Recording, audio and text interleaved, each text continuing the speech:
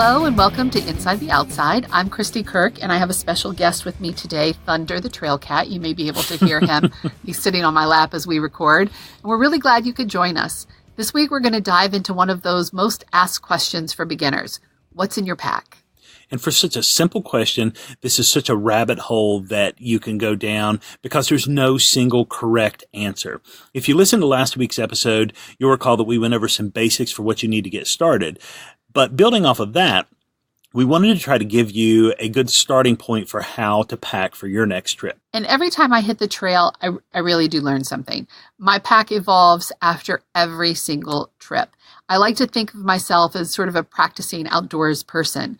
And I definitely don't want to stop learning. And I don't think you can stop learning if you go outdoors regularly. No, that's a big part of the fun is learning something. Yeah, and you really are refining all the time.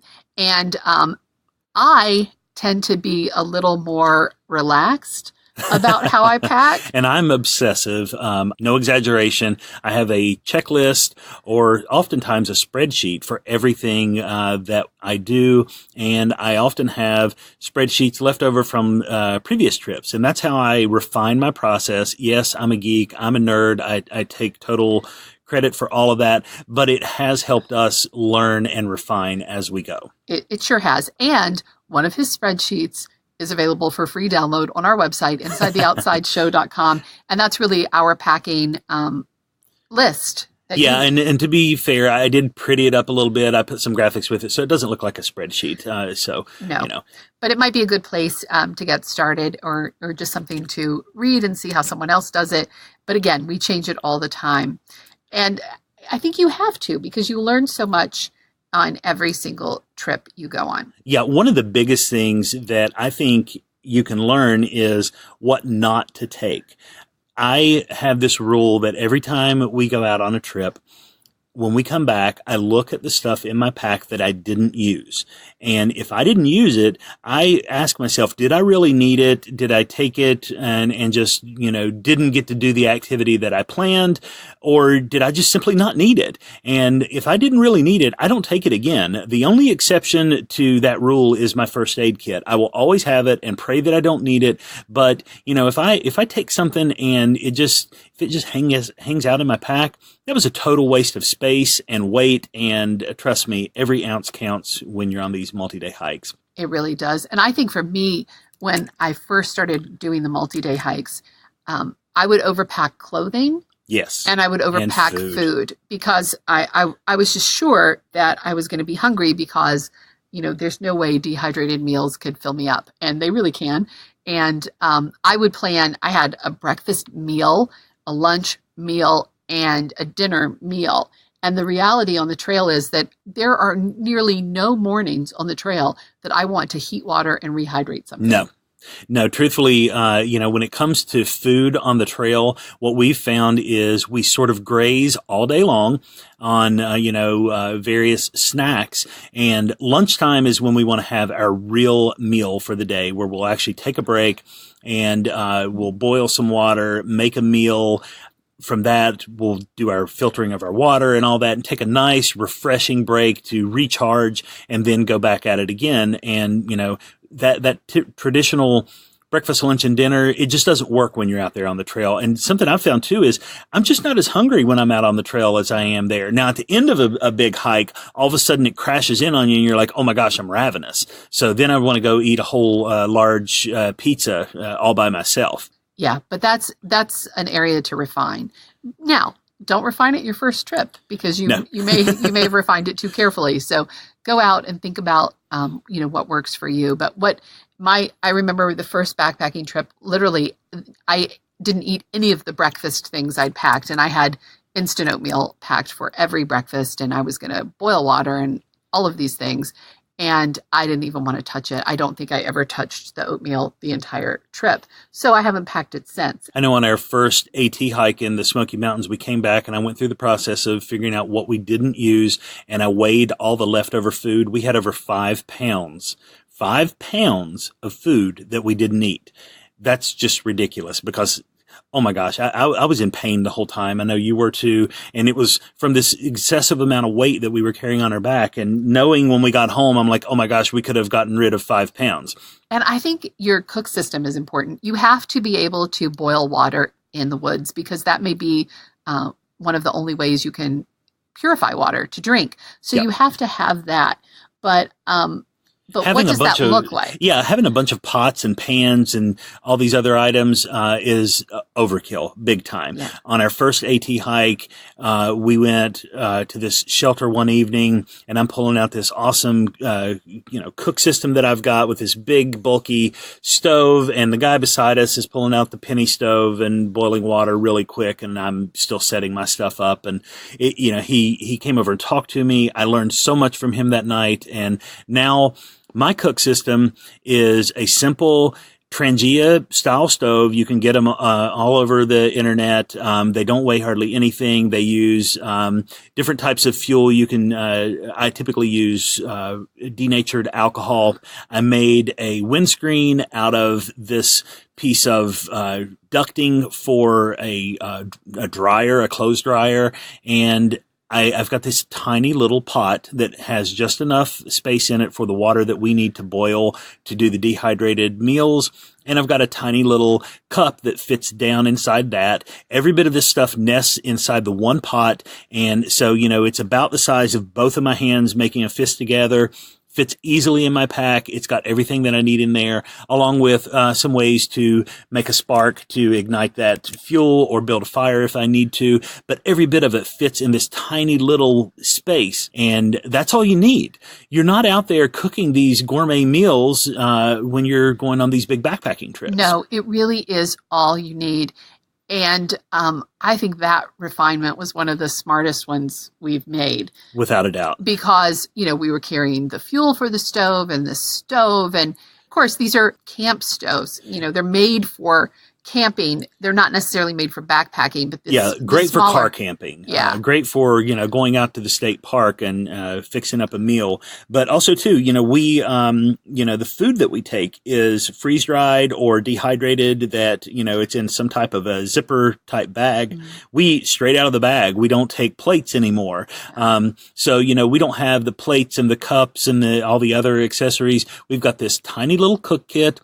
We've got the bags of food that we pour the boiled water in. You let it rehydrate, eat straight out of the bag. While I said you're not out there cooking gourmet meals, it doesn't mean that you're not eating well. We've had some really, really good meals that are super ultra lightweight. Yeah, we've had some delicious freeze-dried meals. I mean, I now have my favorite freeze-dried meals, so I only like certain ones, and I don't even fool with the others. Yeah, but we're not sponsored by Mountain House, but I'll tell you, the Mountain House Stroganoff is out of this world. There's something that it's become one of those lunchtime traditions. Yeah, I love that one. But here's what I'll say about all dehydrated meals: when you're on the trail and you have worked really hard and you've put in a lot of miles and you're really hungry, these dehydrated meals taste so good. Yes. I'm guessing, because I haven't tried it, because why would you? But when you're home and you have access to everything else, I don't know that they would be as delicious. So if you buy one and try it before you're on the trail, it's probably not going to taste as good. No, there's something about the trail and exhaustion that makes these things absolutely the best food you're going to have for a while. And I love the dehydrated meals because at first I thought, oh my gosh, we're going to live off ramen noodles. It's college all over again. And you can totally do that if that's what you want. You can. I was not looking forward to that. So I do think the dehydrated meals have been a gift. And I will say they have dehydrated desserts.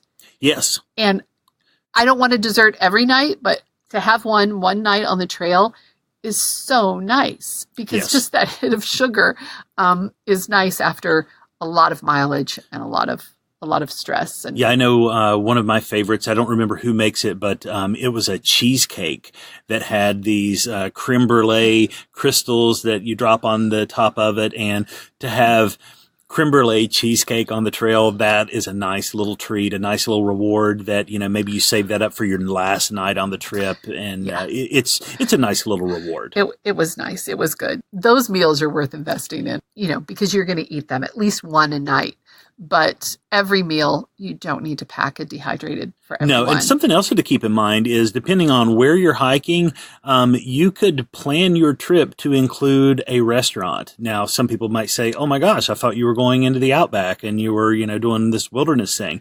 Yeah, but I know when we were in Shenandoah, part of our trip, we had gotten up in the morning. It was day 2. It was raining a little bit. It was kind of chilly. And as we started walking forward, I realized we were going to walk right by this restaurant. And I said, you know what? Let's skip our lunch meal, save it for another day. And we went ahead and hiked in there. I had some biscuits and gravy, and it was absolutely delicious to have, fresh coffee and this fresh hot breakfast, and then jump back out and hit the trail. Yeah, the restaurant on the Shenandoah was really a gift. And I've said many times that my perfect backpacking trip would be you walk all day and you run into this beautiful little wooded little cottage in the woods with a hot tub. Little hotel. And a masseuse. With a hot tub and with a restaurant.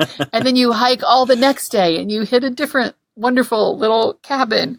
But that's not how it works. No. And, so if you can work in these kind of things, it's a nice little reward on the trail. So, I think that's a great segue into the navigation section that we wanted to talk about today. Knowing where you're going is a really big deal. So knowing how to get there is an even bigger deal. You need to do your research. You need to know how to read a map and how to follow a map. A compass and a map are the most reliable methods. It's been used for millennia, and you need to know how to do it. Don't just buy a compass and a map and walk into the woods and think that you're going to be able to follow it, because it's not that simple. You need to know how to use these tools. Yeah, or worse yet, think, oh, this trail is blazed, so I'm just going to follow the blazes the whole way and I'll be set.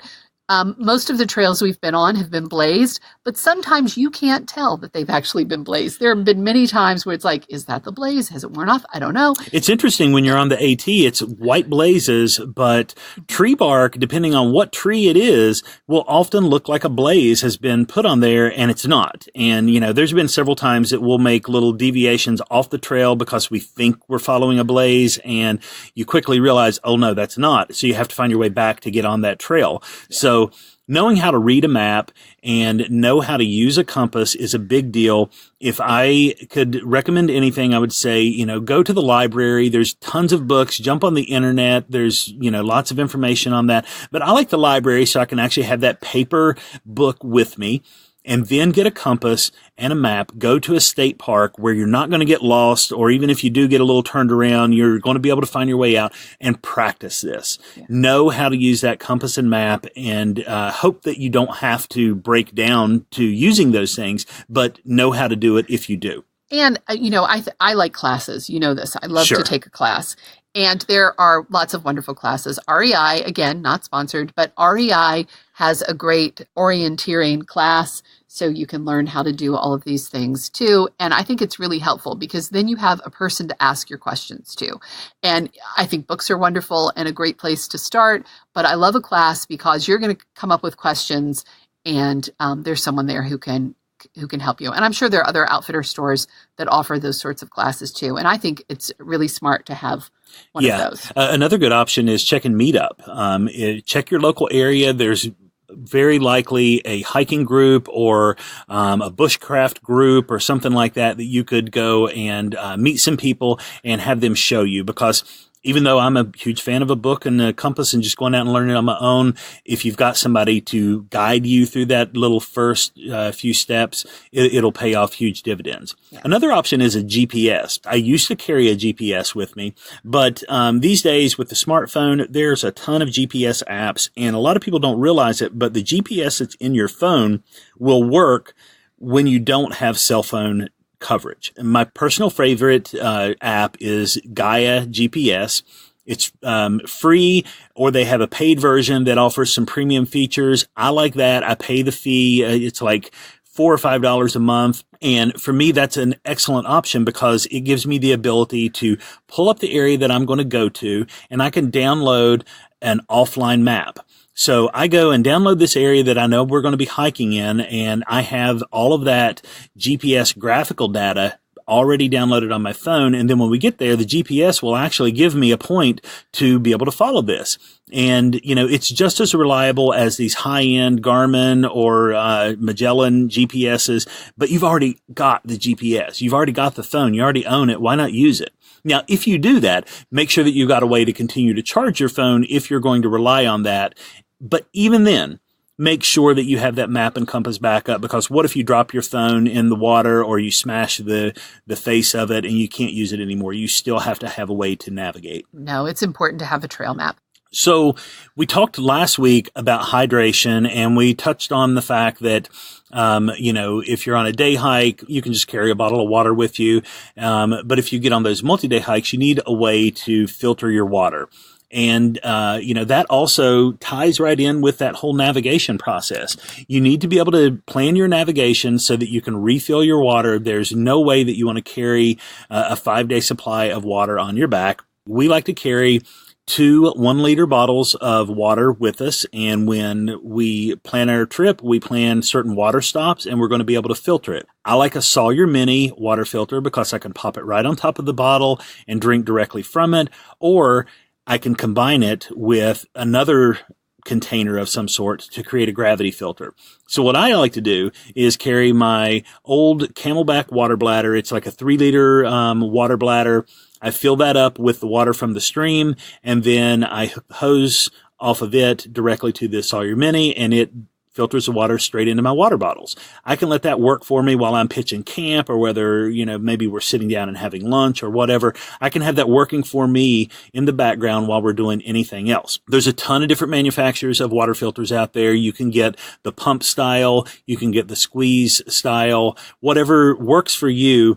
Just make sure that you have some way to be able to filter this water, and make sure that you plan accordingly to find these water stops. Yeah, and you do have to filter the water. I know I've heard people say, oh no, you don't have to. You're here and it's safe.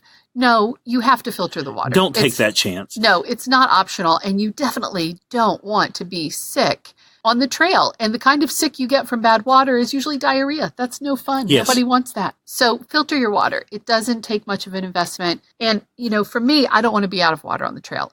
It's a scary situation. So the Army, they have this motto, eat when you can. And I think filter when you can. So maybe you don't, you're not out of water, but you've come upon water, filter, fill your bottles up. Make sure you have plenty all the time. Yeah, you bring up a good point with the whole eat when you can. There's this huge debate that seems to have been going on forever, and it probably will never end, but it's about, when do I know that I'm dehydrated? When do I know when I need to drink? My opinion is, drink when you're thirsty, and drink often. And I've heard some people say, well, I wanted to ration my water so that I had enough to see me through the whole thing. To me, that seems asinine. I don't think you're doing yourself any favor trying to ration that water, because once dehydration sets in, then other things start creeping in there, muscle pain and, exhaustion, disoriented. So if you ration that water, in my opinion, it sort of extends the unpleasantness of that situation. So, there are definitely things, if you're doing overnighters, that you have to have a great pack, good shoes. We talked about on the last podcast. You need a cooking system. You need to filter your water. Those are all important things. But there are some other tools that can feel like extras, but really do have some value too. And the first one that comes to mind for me are trekking poles. When I first started hiking, I'm like, what's the point? I don't need trekking poles. I don't need Gandalf's stick. I'm okay. I can walk in the woods just fine. And what I found when I used trekking poles is that they really help lighten the load. They really help with your center of gravity, because that's going to change with a heavy pack. They help you climb steep hills. They help you go down steep downhills. They really help protect your knees. I feel so much better on a hike when I have been able to take my trekking poles than when I haven't. And in the beginning, I thought they were pointless. And now I don't hike without them. You bring up a good point. Whenever you put, let's say, 20, 30 pounds on your back, all of a sudden your body is not accustomed to carrying that on a daily basis. So all of your joints automatically go into like this shock mode of like, oh my God, what happened? All of a sudden we're having to support all this extra weight. And then when you start going up and down, particularly downhill, I used to always think climbing a mountain, was tough. No, descending a mountain is where it's really tough. You've got all of this weight and that gravity pushing you downhill, being able to take those poles and put them out in front of you to relieve a little bit of that shock to your body whenever you're taking those downhill steps. Oh my gosh, it is so much better. If I were to recommend anybody, what would be the first tool to make sure that you have outside of those basic big three items? It's going to be trekking poles. I agree. They're well worth it. And my trekking poles have pulled me up so many hills and kept me going when I just didn't want to go anymore. So they're really important. Another thing to me that I never leave home without, I don't care if I'm getting up and going to work for the day or whether I'm going on, just a gentle stroll around the neighborhood, I have a pocket knife with me. I want that pocket knife because it's a tool that can serve so many different purposes. It's not a weapon. I'm not afraid that I'm going to get attacked out on the trail or that I'm going to have to fend off some kind of wild animal. I want it to be able to cut up a little bit of tinder to create a fire, or maybe I need to cut a piece of paracord to length or something like that. I want to have that pocket knife with me. I know when we go, you don't carry a knife, but we have one between us. Somebody in your team needs to have a knife. Personally, I like to take two knives. I have my pocket knife, which is a Swiss Army knife I've had for over 30 years. I love that knife, but I also have a small fixed blade knife that I like to carry at all times. Something that is going to have, give or take, about a 4-inch blade, something in that nature, a full tang blade, which means the blade metal goes all the way up into the handle, so that way you don't have to worry about the blade breaking off on you. That could be super handy for maybe batoning down some wood or, getting your stuff ready for your fire or whatever. I like to have that combination with me. Do you have to have two knives? No, that's a personal preference on my part, but I would have at least one knife on me. And a pocket knife is probably the best because it doesn't take up any space in your pack. I also really like to have a headlight or a flashlight because the woods gets really, really dark at night. There are no street lights. There's very little light pollution, which is lovely because depending on the foliage, you can see the stars and it's beautiful, but you also need to be able to see things if you're walking around camp. Yeah, and I agree. I always have a headlamp with me, but something else I like to carry is a small flashlight. I love these ones that they make now that are a flashlight that you can pull up on, and it creates a little lantern. So that way when we get in our hammocks or maybe we're sitting down to have dinner on the ground or something like that, you've always got some type of light source that is not attached to your head. I like that. But, having at least one light source, I think is smart. I like to have two light sources just in case maybe one of them goes bad. Now, a tip that I would give in relation to these lights is make sure that they use the same types of batteries. I specifically picked out the headlamp and the flashlight that I carry, one because of the weight, 2, because of the lumen factor, which is the brightness of it, and then 3, because they both use the same kind of battery. That way, I always pack at least one set of spare batteries for me. Now, another tip is if you put fresh batteries in your headlamp and your flashlight or whatever source it is that you're taking, it will probably see you through. We've went out on 5-day treks and had fresh batteries in our lights, and we've never run out of battery. And there's one tool that I don't know if you would categorize it as a tool, but I like having it. It's the bear spray. And it's very debatable. Some people say there's no reason to carry it. Even in the Smoky Mountains where they recommend that you carry it. I think you and I could both debate it. It's a nice tool to have with you as a piece of security. But I will tell you, I have been in the woods my entire life. I've spent countless hours out there. I've definitely seen my share of bears in the woods, and I have never, ever had to use bear spray or any form of weapon. That's great. But I want the bear spray. I've slept in my hammock with the bear spray beside me several nights when we've been out. One time on one hike, as we're approaching where we're going to camp for the night, a bear runs across right in front of us. at this point, we were so tired, it didn't matter. We were going to camp there. And, I slept with the bear spray. We never saw a bear after that, but I slept with the bear spray. So, I don't care about the debate. It makes me feel safe. I want it. I like having it. Now, I do think the bear canister is not debatable. I think that's a smart thing to have. And what they are these essentially hard plastic cases, and you can put your food in there, your toiletries in there, anything that has a scent goes in there, and you seal them, and they have a bear-proof seal. Sometimes it's a people-proof seal too. You need to practice with those. But they have a bear-proof seal, and they're scent-proof. So the scent doesn't carry outside of these canisters. So the bears can't smell your food. And that's key. Yeah. So what we do whenever we get to camp for the night, we take, go ahead and step way away from your camp, brush your teeth, do all of your, evening routine, put all of those scented items in that canister, seal it up, and, get it a good distance away from your camp, and set it off. And then you're done. You don't have to worry about, hanging that bear bag, getting the bear bag down. I think that's a great tool. You don't necessarily have to have it. No. I think it's really nice. And we're in bear country. We're here in the East. And anywhere we hike, there's the potential that there are bears around. And if a lot of people, the Smokies, they're notorious for bears.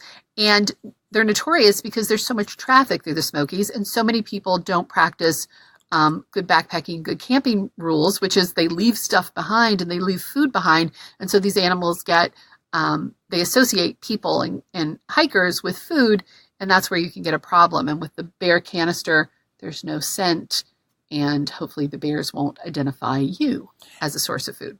And, a point that I definitely want to make is I don't want to scare anybody away from going out in the, the wilderness because of the bear or the potential of bear. I have spent countless hours in the woods, and bears don't want anything to do with you. So your likelihood of seeing a bear is rare. If you do see one, think of it as a good thing because you actually got to see something that a lot of people will never see in their life. And with the exception of certain areas like in the Shenandoah National Park or Great Smoky Mountains, you don't really have to worry about the bears that much. In those particular areas, they've become acclimated to humans, and it's up to us to be good stewards of the wilderness and practice good habits on the trail. If you do that, you shouldn't have any trouble with any bears. Yes, but that's their home. That's where they live. And so you're prepared. Always be prepared. You're smart and you're prepared because, yes, I've seen a bear in the woods. He was absolutely as freaked out as I was. He was beautiful and young. But, when I was sleeping, I didn't know if he'd be freaked out anymore. So I like knowing that I am prepared and I have some resource. It's like, you swim in the ocean. That's the shark's house. You're in the shark's house. You're smart, right? You don't go in there with a bloody cut or something because you're being smart. So when you're in the bear's house, you're smart. You're protected. You take your stuff. And so I like having bear spray. I don't care about anyone's debate. And I like a bear canister.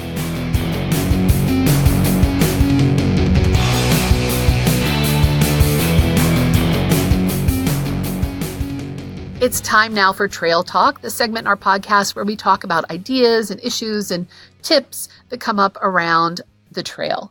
And today it's about food. My favorite topic. And one of the most common things people take on the trail is some sort of trail mix, right? It's named after the trail. Or beef jerky. Or beef jerky. And both are terrific. And you can buy either of them and be completely happy, or you can make your own. And what we've sort of evolved into is making our own, kind of by accident. I found a recipe online, and we'll include it in the show notes. It's not an original recipe from me, but it was for these candied nuts with bacon. So you candy nuts, and then it has bits of bacon in it. And I mean, that's just good stuff. You just said candy and bacon. Yeah. I don't think you can possibly be wrong with those two words on anything. No, these were so good. And so now I make them every time we go on a multi-day hike. And we were loving that. And then we started adding the beef jerky into the nuts afterwards on the trail to get just a little bit more calories, because you're running through a lot of calories as you're hiking. So you need to replenish. And that became just this delicious, wonderful treat. Again, I keep saying this. That's probably not a treat I'd eat in real life. I don't really want candied nuts and beef jerky together. But on the trail, I really want it. It's I don't so crave delicious. it at home, but, being able to have this sort of bagged up and put it in one of the little pockets, the waist pockets on your backpack, so it's really easy to grab. You can sort of graze on this all day. It's very calorie dense. It's got a lot of good fats in it, and it's absolutely delicious. I like to make my own beef jerky, so I'll include a recipe for that in the show notes, but you can totally buy beef jerky over the counter, mix it in with whatever your favorite thing is. Everybody has their own version of trail mix, but at the end of the day, just find something that works for you. And what we've found is that tends to be what we eat for breakfast and dinner. I really can't imagine hiking now without it. No. And, just a little sidebar, I like to take and throw some little chocolates in there, like Hershey Kisses. So you get this salty nut, that bacon flavor, some beef jerky, and some chocolate. To some people, that may sound totally bizarre and absurd, but let me tell you, Gary likes it on the trail. Yeah, you always pack chocolate. I think that's funny, too, because I'm the one with the sweet tooth, but I almost never pack candy. But and I'm the diabetic. Yeah, but no, I like to have my chocolate on there, and I'll also take and pack these little sugar-free butterscotch Werther's candies to have those in there, because I can pop one in my mouth and just let it dissolve in my mouth while I'm walking, and it gives me this nice little euphoric sugar rush that sort of keeps me motivated and keeps me walking. Yeah, the one candy I do like on the trail, though, is Bit of Honey. Oh, yeah, those are This nuts. is kind of an older candy, and they're sometimes hard to find. But I was first introduced to them on, I signed up for a 100-mile bike ride many, many years ago, over 3 days. And at our break stations, they would give us Bit of Honey. And I'm like, Bit of Honey, really? This is what we get? And you think of that as old people candy. Yeah, that candy kept me going, because it's you can't just bite into it or it'll rip your teeth out, but you have to it has to slowly dissolve. And you'll find the treats that get you through. You'll find the sort of trail mix that works for you. The key is just to get out there and try and experiment with different things. Yeah, and if you have a particular favorite, we'd love to hear from you. Find us on Facebook, YouTube, Instagram. We'd love to see some pictures or some videos or comments about what your favorite trail snacks or treats are that keep you motivated and keep you moving on down the trail. That does it for this podcast. Thanks for joining us. We hope you enjoyed it, and if you did, be sure to subscribe and leave us a review. For show notes and pics and other cool things, check out our website, InsideTheOutside.com. You can also find us on Facebook, Instagram, and YouTube. Look for the handle Inside the Outside Show. And if you have show ideas or just want to chat, you can email us at insidetheoutsideshow@gmail.com. Until the next time, we hope to see you outside.